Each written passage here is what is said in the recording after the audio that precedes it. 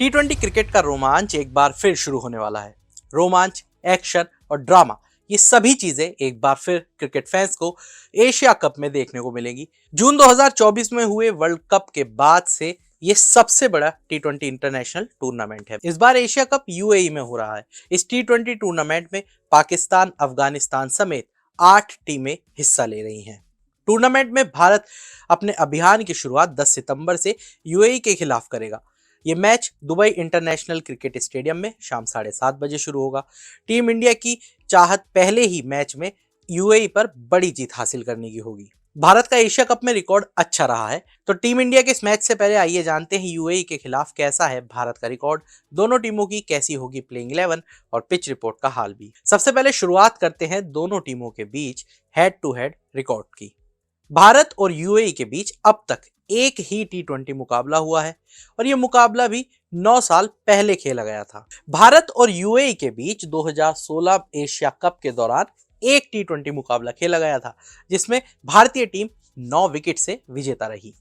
वहीं United Arab अमीरात यानी यूएई की टीम ने पिछले टी20 वर्ल्ड कप के बाद से 27 टी20 मैच खेले हैं। इनमें से टीम को 20 में जीत मिली है, जबकि 7 मैच वो हार चुकी है। अहम बात यह है कि यूएई ने सभी मैच मल्टी नेशन टूर्नामेंट में जीते हैं। आइए अब नजर डालते हैं दोनों टीमों की प्लेइंग 11 पर और सबसे पहले बात करते हैं टीम इंडिया की संभावित प्लेइंग 11 की। टीम इंडिया की प्लेइंग 11 में अभिषेक शर्मा, संजू सैमसन विकेटकीपर, शुभमन गिल, तिलक वर्मा, सूर्य कुमार यादव कप्तान, हार्दिक पांड्या, रिंकू सिंह, अक्षर पटेल, कुलदीप यादव, जसप्रीत बुमराह, अर्शदीप सिंह शामिल हो सकते हैं। और अब नजर डालते हैं यूनाइटेड अरब अमीरात यानी यूएई की संभावित प्लेइंग 11 पर। तो यूएई की प्लेइंग 11 में मोहम्मद वसीम कप्तान, मोहम्मद जोहैब, अलीशान शराफू, राहुल चोपड़ा विकेटकीपर, आसिफ खान, ध्रुव पराशर, हैदर अली, मतीउल्लाह खान, सगीर खान, आकिफ राजा, एथन डिसूजा शामिल हो सकते हैं। अब नजर डालते हैं वेदर रिपोर्ट पर। एशिया कप के इस दूसरे मैच यानी भारत और यूएई के मुकाबले में मौसम कोई खलल नहीं डालेगा। मैच के दौरान यहां मौसम थोड़ा गर्म रह सकता है और तापमान 35 डिग्री से थोड़ा ज्यादा तक जा सकता है। आसमान बिल्कुल साफ रहेगा, बारिश होने की संभावना तो बिल्कुल नहीं है। ह्यूमिडिटी करीब 65% तक रहेगी, यानी कि साफ है, गर्मी का मौसम रहेगा। और अब नजर डालते हैं पिच रिपोर्ट पर। भारत और यूएई के बीच ये मैच दुबई इंटरनेशनल स्टेडियम पर ही खेला जाएगा। इस मैदान पर बल्लेबाज और गेंदबाज दोनों को मदद मिलती है, लेकिन स्पिनर्स यहां पर कभी भी मैच पलट सकते हैं, जिसके चलते यहां टी20 मैच में भी औसत स्कोर 144 रहने की उम्मीद है। यहां तेज गेंदबाजों ने 64% विकेट झटके हैं। इस स्टेडियम में पहले बल्लेबाजी कर जीत का प्रतिशत 40% है, वहीं पहले गेंदबाजी करने वाले की जीत का प्रतिशत 59 है। तो ये तो थी पिच रिपोर्ट, वेदर रिपोर्ट और प्लेइंग 11 की बात। अब बढ़ते हैं आगे मैच की प्रेडिक्शन की तरफ, और प्रेडिक्शन के लिए मैं बुला लेता हूं अपने साथी कृष्णा को। जी, तो कृष्णा, वेलकम। काफी अरसे के बाद मिल रहे हैं। हाँ, काफी अरसे के बाद मिल रहे हैं, मतलब आईपीएल के बाद मिल जी, रहे जी, हैं। जी। और आईपीएल की प्रेडिक्शन आप लोगों को पता ही है कृष्णा की कितनी सटीक प्रेडिक्शन रही। मतलब मैं हाँ, क्या कहूं, मतलब मैं मानता नहीं इतनी प्रेडिक्शन, लेकिन कृष्णा ने जो जो कहा वो प्रेडिक्शन लगभग लगभग क्या सारी सही निकली।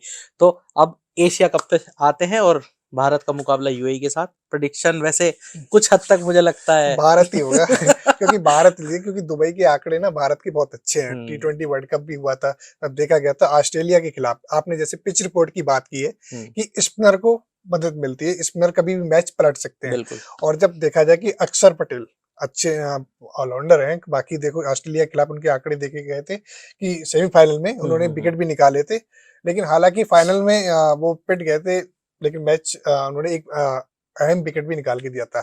दूसरे हैं वरुण चक्रवर्ती, ये दोनों गेम चेंजर बॉलर हैं। अगर तो एक पॉजिटिव पॉइंट ये है कि अक्षर पटेल अच्छी बैटिंग भी कर लेते हैं, चलो बॉलिंग से नहीं तो बैटिंग से तो करके देते हैं।